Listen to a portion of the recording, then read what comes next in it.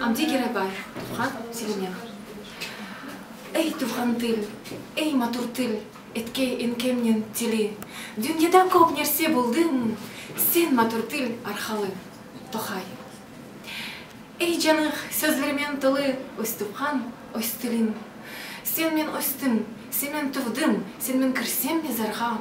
Сен яздырдың, сен жоштырдың, ходен мені бозарға. 130 жыл жат қолында қылық үттің ыңладым да, жырларыңны дыңладым. Сен мен зертлерімні яздым, кебеме жыл үзледім. Сен мен өрген сырларымны, мен қалбимді гізледім.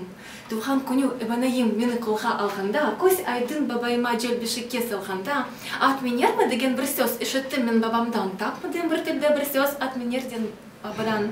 Мен бішікте ұқлағанда, сескеніп қамшанғанда, мүгеречен тайын көрілді, әммеге тамшанғанда, балам, балдатыр деп сүйе идеянайым, қышчықларны алдатыр деп келе идея байым. Казақ мені солдат алып жеп дүнияға атқанда, бір өзімне бір қашызбен ебаншыға қатқанда, жошып жылап жет ұжақта жырларымны жырладым, жар сөзіммен нышынлыма мектеплеріне сырладым. Көзге алып денсізбені бастырыға салғанда, қарындашым чын дефтерім evimizде қалғанда, сөзлеріммен мен қарыптен шынлар ясап яшадым, әрбиетні гүнгеліме бір чечекді ашладым. Сырдың ете мені құрлап өз есері еткенде, өз жұртымдан айырылып ұзақларға кеткенде, ай кеде менің өз көйім су башынайман дедім. Сенің көзен тұрланғанда мен де жылайман дедім. Дирекқанлы жас шағымда тойдан тойға жүргенде, миық бұрып перчем тарап қыз evine келгенде,